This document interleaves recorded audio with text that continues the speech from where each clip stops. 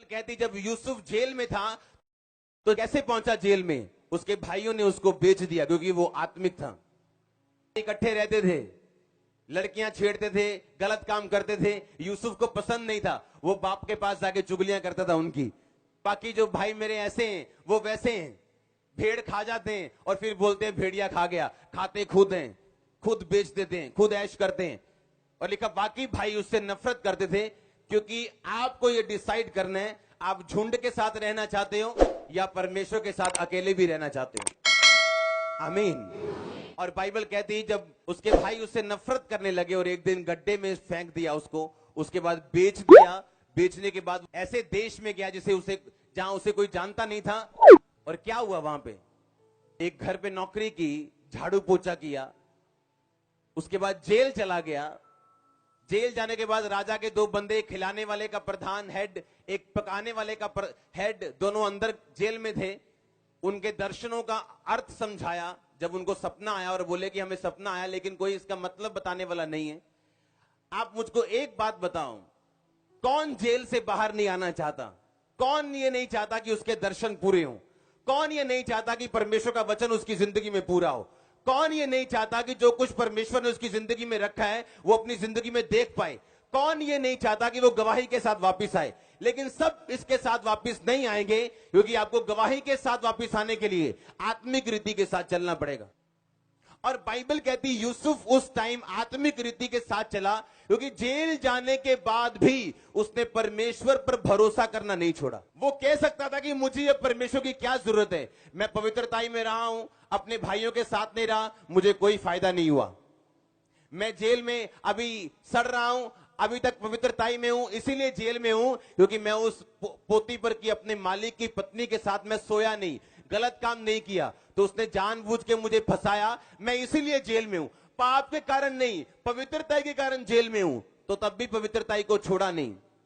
जब आप परमेश्वर के साथ कनेक्टेड रहते हैं और आप जानते हैं कि आपका हल होगा, हुआ क्या? परमेश्वर ने उसको उन दर्शनों का मतलब समझाया जो पकाने वाले के हेड में और पिलाने वाले का हेड, दो हेड होते थे और दोनों को सपना आया। यूसुफ ने दोनों के सपनों का अर्थ समझाया और दोनों के सपने का अर्थ पूरा हुआ। एक फांसी पे चढ़ाया गया, एक दोबारा अपनी पदवी पे नियुक्त किया गया।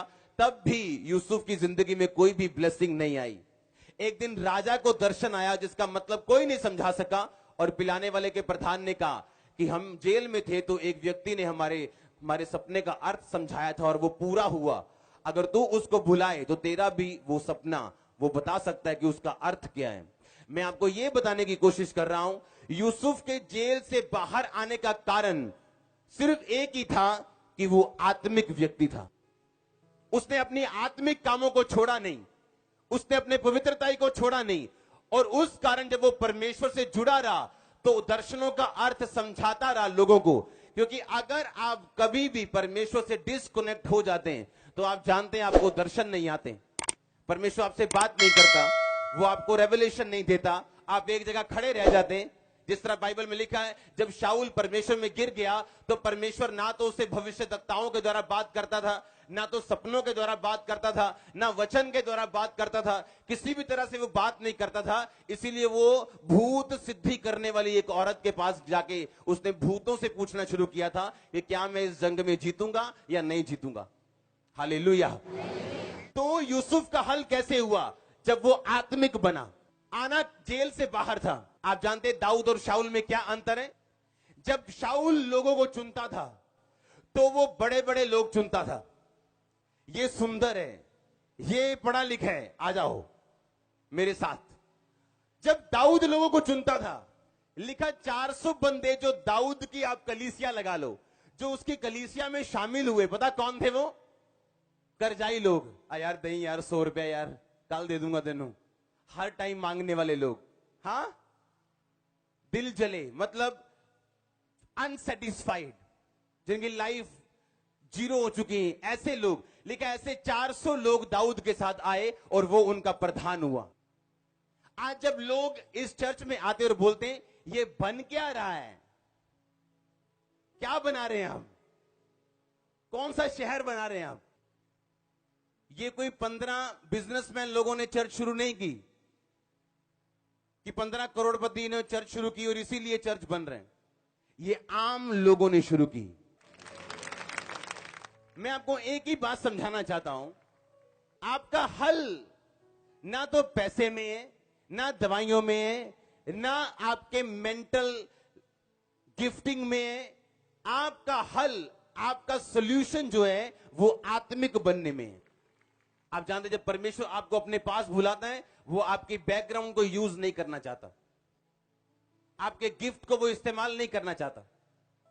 मैंने ऐसे लोग देखे हैं जो कैंसर के ऊपर रिसर्च कर रहे थे, पीएचडी डॉक्टर से भी ऊपर का लेवल था उनका, और परमेश्वर ने अपनी हीलिंग मिनिस्ट्री में बुलाया, और आज वो एक्सपीरियंस कोई काम नहीं कर रहा, क्योंकि वो एक्सपीरियंस अलग है, और जो बाइबल कहती है वो पूरी तरह से क्या है, अलग है। आप बुलाए गए परमेश्वर के द्वारा। लिखा उन्हें तुच्छ लोगों को, नीच लोगों को, कहता जिन्होंने ना तो ज्ञानवान है, ना सामर्थ्य है, ना अमीर है, कहता मैंने उनको चुना, उनको शर्मिंदा करने के लिए जो अपने आप को कुछ क्या समझते हैं। आप जानते हैं इजराइल को परमेश्वर ने क्यों चुना? बाइबल कहती है इजराइल उस समय सबसे छोटी जाति थी धरती के ऊपर, और परमेश्वर नहीं चाहता था कि मैं ऐसी जाति चुनूं जो बड़ी हो और बाद में ये कहे क्योंकि हम बड़े थे इसीलिए परमेश्वर ने हमें चुना, और आज देखो हम पूरी दुनिया के ऊपर राज कर रहे हैं।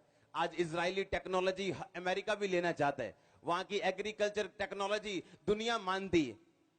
मैं तुम्हें बलवान करूं तो तुम्हें पता हो कि मैंने तुम्हें बलवान किया, तुम अपनी ताकत से नहीं हुए, अपने गिफ्ट के कारण बड़े नहीं हुए। आपकी प्रॉब्लम कुछ भी क्यों ना हो, आपका हल कहां पे है? जब आप आत्मिक रीति के साथ चलना शुरू करते हैं, आपका हल धीरे धीरे एक टाइम आता होता है 100% होता है। आप गवाही के साथ ऐसा नहीं है कि वापस ना आ सके, ऐसा पॉसिबल ही नहीं। बाइबल इसको कांटा मारती है कि आप गवाही ना बने, आपकी कौन सी बने ये मैं नहीं जानता, लेकिन आप गवाही के साथ वापस आते हैं जब आप परमेश्वर में अड़े खड़े और आत्मिक रीति के साथ चलते हैं। आमीन।